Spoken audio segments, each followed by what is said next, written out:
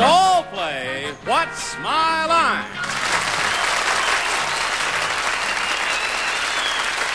And now let's meet this week's What's My Line panel. First, that TV favorite, the pride of West Virginia, South Dakota, North Carolina, and East Orange, New Jersey, Soupy Sales.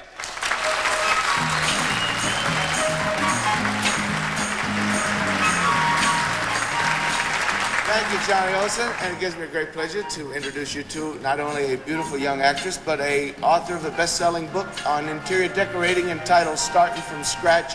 Here she is, Miss Joanna Barnes.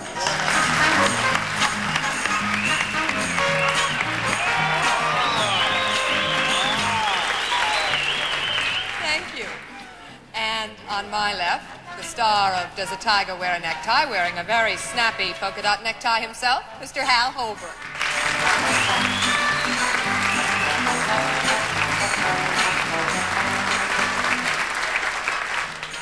And now the lady without whom What's My Line would not be recognizable, Miss Arlene Francis.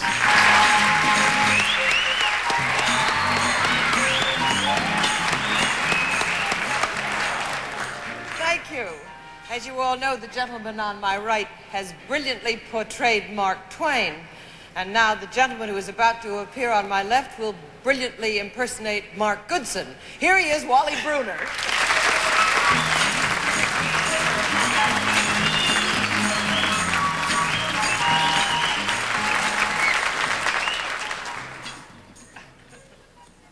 I'm not really sure how I can do that, but I'll try. Welcome to What's My Line? During the next 30 minutes, you're going to meet some interesting people engaged in occupations which we hope will baffle this panel of experts. And in addition, the panel will face a mystery celebrity guest just a bit later on. But panel, are you ready? Right. Yeah. Okay, let's meet our first challenger. Would you enter and sign in, please? June Mohler.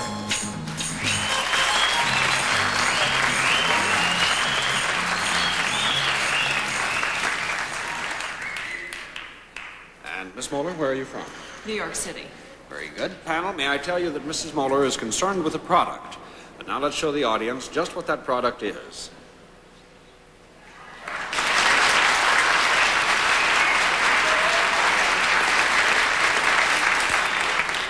I'll remind you again that our contestant is salaried. It's a product, and we'll begin with Joanna Barnes.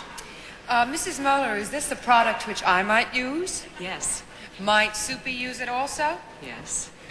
Is it to be found in the home? Yes. Is it more likely to be found in one room of the home than another? Yes. Would this room be downstairs? No. Well, okay. I don't know. I guess all sorts of homes are different. What do you see downstairs? I see that A the guest rungs room. are dirty. A guest room, one down, and we go to hell. You mean, in other words, this would not be likely to be used in a guest room? No, Is I that was what that teasing meant? Hal. No. It was. I think she was teasing. This Probably. is something that, according to this, we'd normally think of as being upstairs in a home. Correct. Right. Yes. Okay. Upstairs. Normally upstairs. In other words, would this product be likely to be used more in the evening than in the daytime? No. No, that's two down, Arlene. Is the room upstairs the bath? Yes. You have something to do with something that is found in the bathroom. Yes. Is it something that is used when one performs one's ablutions? Yes. Beautiful. Who knows what it is? I heard the word once and I thought I'd try it. Does it have anything to do with the bathtub or shower area? Yes. Do you have something to do with the bathtub design? No. No, that's three down, Soupy Sales. Well, Miss Mohler, is this product that you deal with, is it decorative? Yes. Do you make shower curtains? Or design shower curtains? Use shower curtains? That is not the product. No, that's four down, and we go to Joanna Barnes. So, if this is decorative, is this smaller than a shower curtain? Yes. Is it made of some kind of material or fabric? Yes. Is it anything in the Linens family? Yes. Okay. Boy, you really got a long way to Do go. you make bath mats? Bath mats?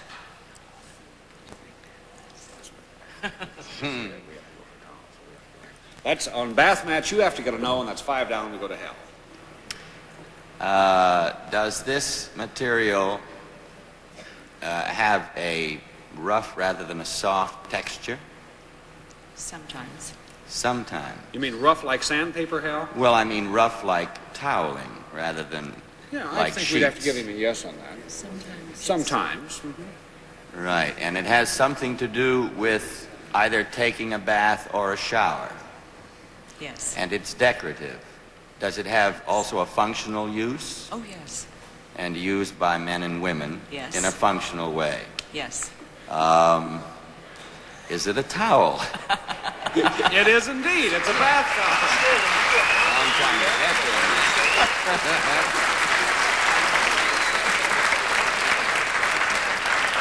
I'm very cautious.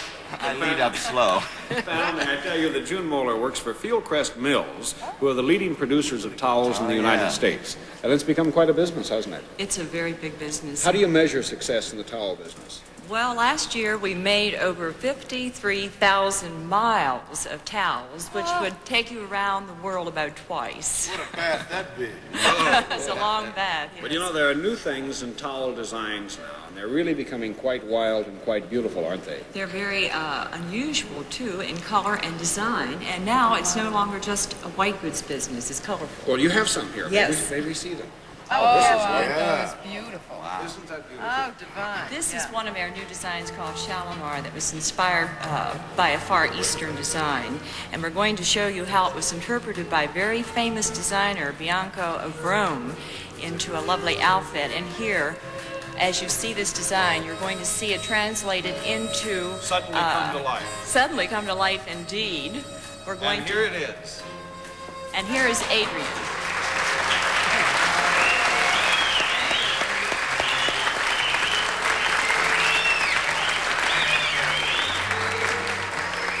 I know it doesn't look like a bath towel anymore, but Bianco of Rome designed this hostess culotte from the towel that you just saw. And then he added the solid coordinate in a Verdian green with a hood. And of course, this is nice if you're entertaining on a windy terrace or around that patio or pool. And again, this is to show you how to put together blues and greens, which are so popular for spring and summer decorating. And girls look great in bath towels. Oh, of course. Thank you, Adrian, very much. Yes, I can't imagine too many husbands complaining when their wife comes back with a new wardrobe made out of toweling. But you have another one, too. Yes. Oh, what a bright color that is. I thought you'd like to see this because men like this color so much. It's a very bright orange, bittersweet orange we call it, and it's lovely for perking up a dull bathroom. In fact, we do this in so many different designs and finishes. You're going to see it in a very unusual interpretation, but orange is a very important color in decorating the Well, bathroom. here's this unusual interpretation.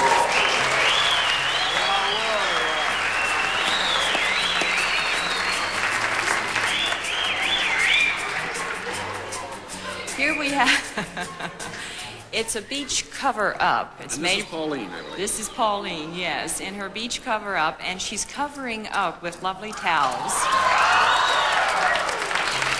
Oh, I love that size bath towel. I think that's a perfect size. That's what we call a mini towel or washcloth. This was designed by Arthur Williams of Siren, and again, as you can see, it's a bikini. But we did start with bath towels and washcloths, and this is what we ended up with. That's really something to end up with. Thank you very much, Pauline. It's beautiful. But we have even more, right?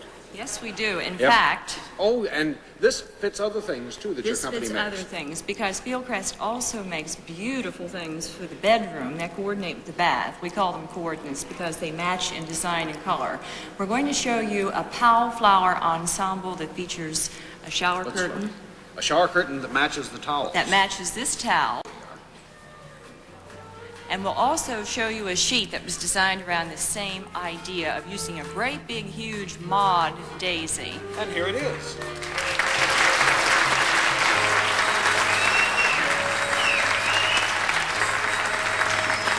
As you can see, it's a rain ensemble. It was designed for us by Sarmi, and he started with the Pal Flowers shower curtain, which is in vinyl, which is very popular, and lined it with a sheet. And then under this, he put a lovely bubble dress of the same sheet design, and then on top of it, a towel, and the helmet is made of a towel also, and with this, an umbrella from the same shower curtain. And you see, this is the way we think that it's important to decorate in your bedroom bath, have everything go together. So we put it together in a one look called Pal Flowers. I think Stephanie goes together very well. Thank you, Stephanie. And to you, Mrs. Mohler, thank you so much. Enjoyed Fieldcrest has a lot of interesting products, and we enjoyed having you on What's My Line. Thank you.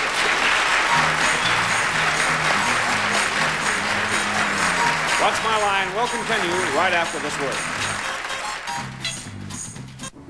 And we're off to a good start. It's 1 for 1, Hal. You got a big gold star for that one. Let's see if you do as well on the next. Will our next challenger enter? And sign in, please.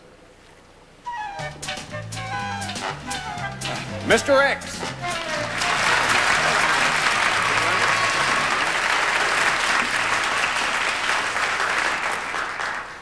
Mr. X, may I ask where you're from? Daytona Beach, Florida. Very good, sir. Panel, may I tell you that Mr. X deals in a service. And now let's show the audience just what that service is.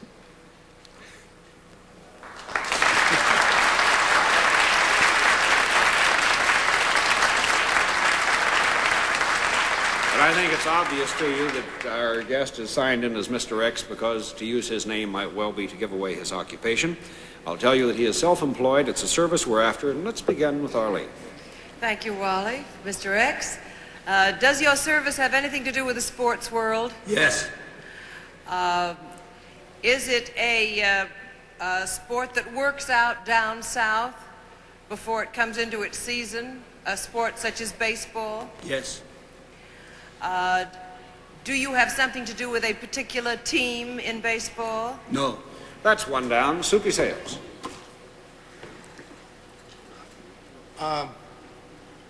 You are interested in a sport. Would I recognize your name if I saw it? I believe you would. Yeah. Would it help if I knew what sport it was? I just Yes. Oh, But have we established that it definitely is baseball? but Arlene asked if it was I don't baseball. believe it's been positively established that that what sport he has been Must associated with. I think it's been assumed, but I don't know that it's been established. Well, is it baseball? Yes. Thanks a lot, everybody. See, your intuition was right, Arlene. Now, do you do what you're self-employed to do? Like when the season comes along, would they contact you to come down and would you instruct in some way? Yes. When you instruct, you work with either you work with the guys on the team, right? No. That's 2 down. Joanna Barnes. You do not work with the guys on the team, but you do instruct. Do you do your work out of doors? Yes. And if you do not work with the guys on the team, boy, am I confused. He does work with the guys, but he doesn't instruct. Do you... Oh, don't confuse me more, Soupy. I think that Soupy is correct. It has been established that he does not instruct guys on the team. But that he does That work. is what has been established. Do you yourself physically participate in the act of playing baseball when you do whatever it is you do? No. That's 3 down. Hal. 30 seconds. You do not instruct. Do you have anything to do with the management or coaching end of baseball? No. That's 4 down. Arlene. Do you happen to own one of the great fields in which baseball is played? Yes. Is it that terrific place with the... Whoop, with the whoop, whoop. A small conference. What is that drawing?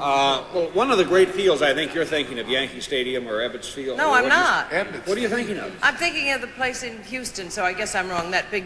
The Astrodome? The Astrodome. Oh, yeah. no. On that day, I think we have to give you 5 down. Does anyone have a guess? Oh, he rents his fields out for the boys to play in and No. practice in. No. Anyone else? Well, is he the owner of the Mets or the Yankees? I'm going to flip all the cards and introduce you to Al Summers, who runs a school for baseball umpires.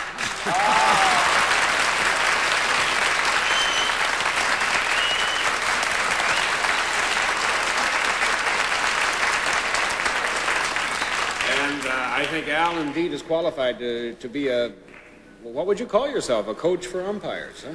No, I would say a teacher. A teacher? Instructor. How long were you in the business? This is my 29th year. But you were an umpire at one time yourself. I was for 17 years. Can you imagine arguing with a guy this size? You know, when he says you're out, boy, you better just pick up and dust off your trousers and walk over to the bench and sit down. That's right. Have you had some interesting? Oh, I certainly have, many times. Well, what happens now? How does your school work, Al? Well, I conduct a school at Daytona Beach, Florida, and 32 of the umpires working in the major leagues this year are former students of mine, and 140 umpires in the minor leagues are former students of the school.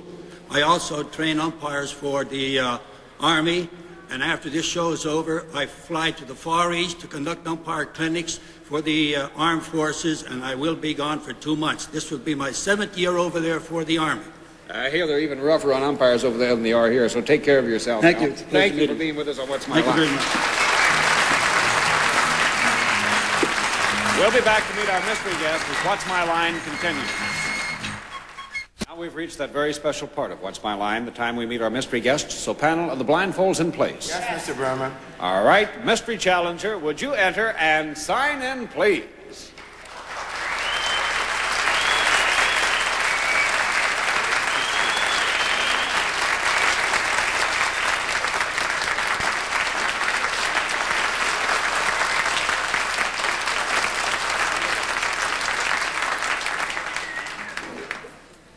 Panel, our mystery guest has arrived and is now seated beside me. May I remind you, please, that it's one question at a time. I'll give you 2 minutes to try and establish our mystery guest's identity. And let's begin with Hal Holbrook. Are you not in the field of entertainment? Well, not always. I think we could give you a yes to that. Arlene? Yes, he is not always in the field of entertainment. Well, I don't think really that we think of him primarily as being in the field of entertainment. I see. Are you, however, in some way associated with the field of communications? You bet your sweet bippy I am. But once again, I think that while there is a degree with the world of communications, again, it is not primarily so. Soupy. That's very confusing. Well, are you associated with sports? No. Joanna. Well, I thought it was David Frost, so that just shows you how dumb I am. Are you, in fact, English? Yes. Hal Holbrook. Do you appear frequently on television? As often as possible. Arlene. Well, are you associated with the world of writing? Yes. But again, not primarily so. Okay. Soupy. Not primarily in entertainment, not in sports and writing. Are you behind the scenes, say like a producer or a director? No. Joanna. Are you in any way involved in politics? No. Hal. Well, Quickly. are you in show business? In any form of show business? Do you work in show business? Not really, I don't believe. I wouldn't say so. Not really, no. Arlene. All right, so that rules out music and everything, doesn't it? Yes. We can cut that out. I think I know. All right. I think I know. Is it Vidal Sassoon? Yes.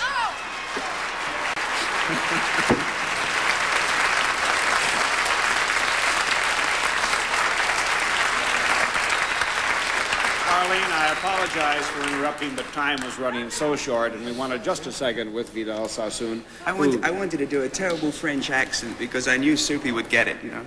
I think it's interesting that a woman's hairstylist is guessed by Soupy on the show. Does that have some... But he's also an author, Wally. No, he made Yes. a picture with my wife once. And, But certainly, you are in the entertainment business from the standpoint that so many of the people in the entertainment business use your services. So in that sense, you certainly are. You guest on television a lot. You write a great deal. But again, you know, for the rules of the game, why, basically you are a hairstylist, aren't you? Or primarily? basically, I'm a barber, yeah. Basically, you're a barber. But I do think Vidal Sassoon is the only person that would describe himself that way. Well, if you think about it, a barber designs a shape to suit a face. That's what he was meant for. In the olden days, barbers used to chop off legs and all sorts of wild things. Oh, they used to bleed people and pull their Doctors and teeth. barbers worked together, you know. I can't wait for those days to come back. Vidal, thank you. You're a delightful guest. We enjoyed having you on What's My Line. That's Vidal Sassoon.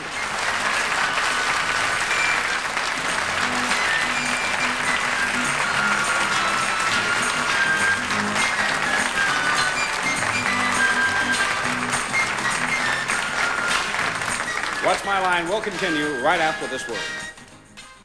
And now, panel, it's honest answer time to questions submitted by our studio audience.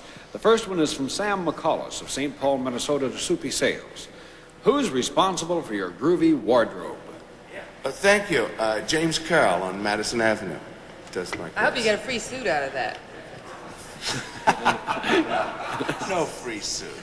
All right, sleeves, Joanna. All right, here's one for Joanna Barnes from Judy Collins of Brooklyn. And talk about freebies. What's the name of your book and where can I find it? Oh, I love you, Judy, and I always listen to your records.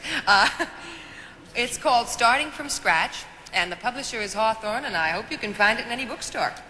Very good. And to Hal Holbrook, what was the part in Mark Twain you most enjoyed doing? Very quickly. I think the old ram, the story where the man falls asleep. Yeah. It was excellent. But thank you, panel, for your honest answers. Okay.